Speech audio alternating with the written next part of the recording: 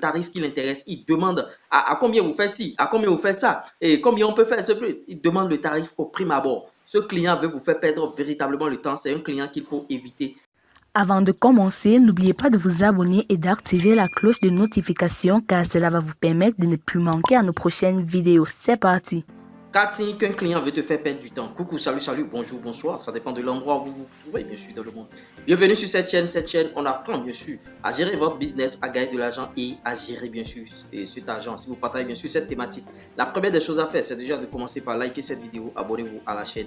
Et vous voyez, de part et d'autre, vous avez des clients qui vous contactent à longueur de journée, mais parmi ces clients, vous ne savez pas quel client est véritablement le meilleur client. Et il y a des clients qui sont là pour vous faire perdre du temps. Et dans cette vidéo, je vais vous démontrer par A plus B qu'il y a des clients qui vont vous faire perdre véritablement le temps. Et je partage avec vous 4 pépites, 4 signes qui montrent qu'un client veut vous faire perdre véritablement du temps. Donc, je vous prie de suivre cette vidéo du début jusqu'à la fin.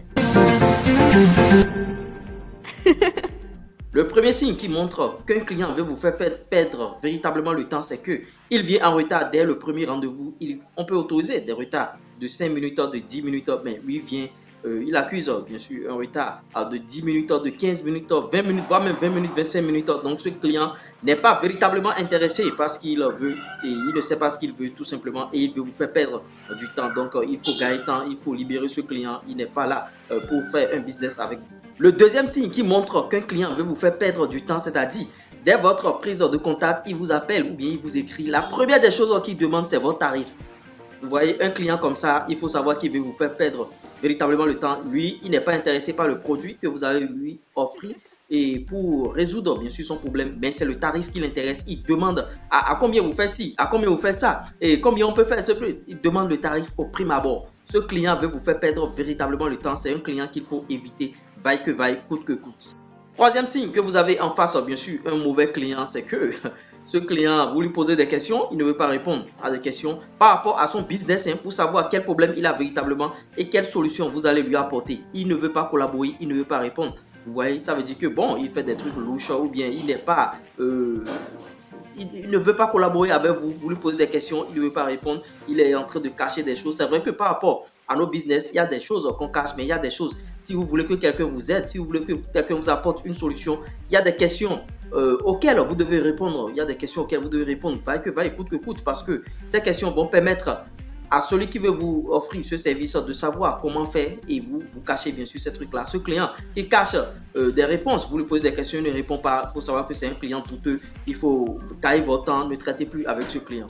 Quatrième et dernier signe que vous avez en face un mauvais client, c'est que ce client vous pose trop de questions. Il demande si, il pose des questions à gauche et à droite, c'est-à-dire il gratte des informations pour pouvoir aller lui-même installer ce même business. Pourquoi pas, il est en train de prendre une petite formation chez vous sans que vous ne le sachiez. C'est-à-dire le client, il pose des questions. Ah, comment tu fais ci? Ah, et quand on fait ci là, et ça devient quoi? Et quand lui, il ne veut pas, bien sûr, collaborer avec vous. Il ne veut pas demander un service. Il ne veut pas.